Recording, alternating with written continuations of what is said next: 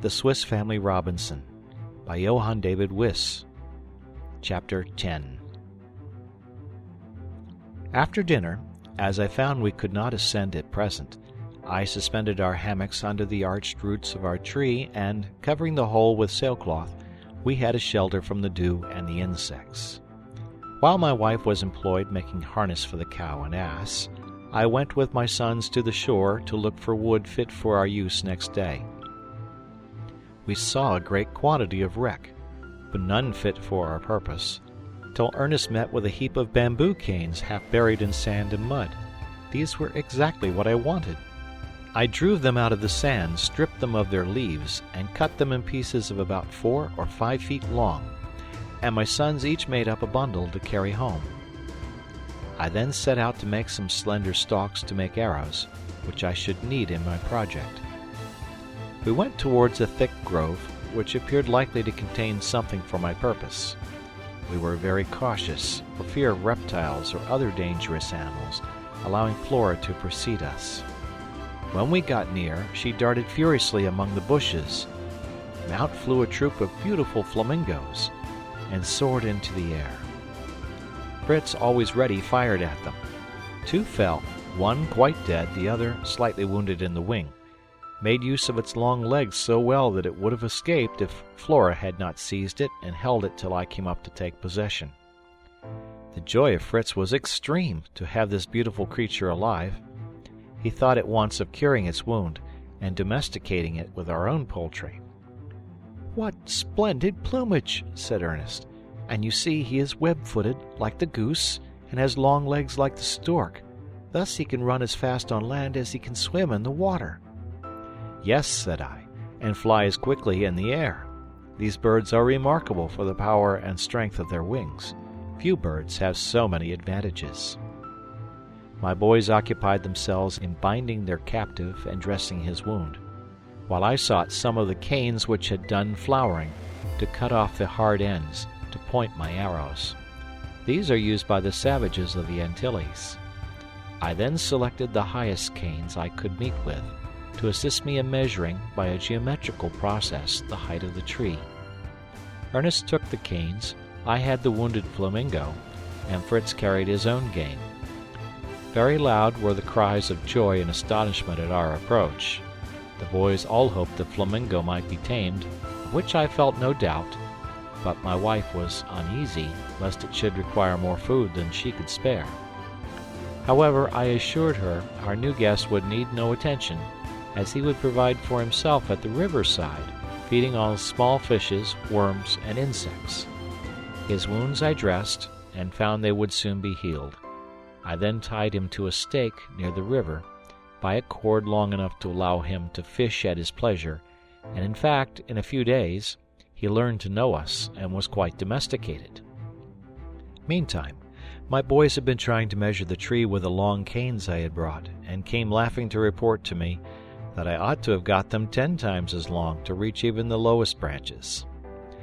"There is a simpler mode than that," said I, "which geometry teaches us, and by which the highest mountains can be measured." I then showed the method of measuring heights by triangles and imaginary lines, using canes of different lengths and cords instead of mathematical instruments. My result was 30 feet to the lowest branches. This experiment filled the boys with wonder and desired to become acquainted with this useful exact science, which, happily, I was able to teach them fully. I now ordered Fritz to measure our strong cord, and the little ones to collect all the small string and wind it. I then took a strong bamboo and made a bow of it, and some arrows of the slender canes, filling them with wet sand to give them weight, and feathering them from the dead flamingo. As soon as my work was completed, the boys crowded round me, all begging to try the bow and arrows. I begged them to be patient, and asked my wife to supply me with a ball of thick, strong thread. The enchanted bag did not fail us. The very ball I wanted appeared at her summons.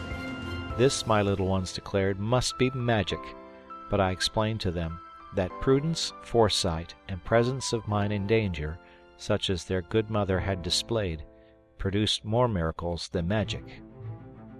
I then tied the end of the ball of thread to one of my arrows, fixed it in my bow, and sent it directly over one of the thickest of the lower branches of the tree, and, falling to the ground, it drew the thread after it. Charmed with this result, I hastened to complete my ladder. Fritz had measured our ropes and found 2 of 40 feet each, exactly what I wanted. These I stretched on the ground at about 1 foot distance from each other. Fritz cut pieces of cane 2 feet long, which Ernest passed to me. I placed these in knots which I had made in the cords, at about a foot distance from each other, and Jack fastened each end with a long nail to prevent it slipping. In a very short time, our ladder was completed, and, tying it to the end of the cord which went over the branch, we drew it up without difficulty. All the boys were anxious to ascend, but I chose Jack as the lightest and most active. Accordingly, he ascended while his brothers and myself held the ladder firm by the end of the cord. Fritz followed him, conveying a bag with nails and hammer.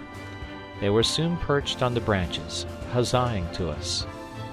Fritz secured the ladder so firmly to the branch that I had no hesitation in ascending myself.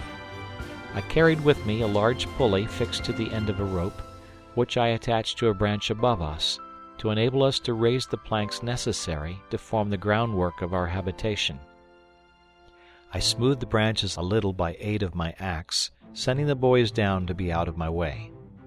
After completing my day's work, I descended by the light of the moon, and was alarmed to find that Fritz and Jack were not below, and still more so, when I heard their clear, sweet voices at the summit of the tree singing the evening hymn, as if to sanctify our future abode. They had climbed the tree instead of descending, and, filled with wonder and reverence at the sublime view below, had burst out into the hymn of thanksgiving to God.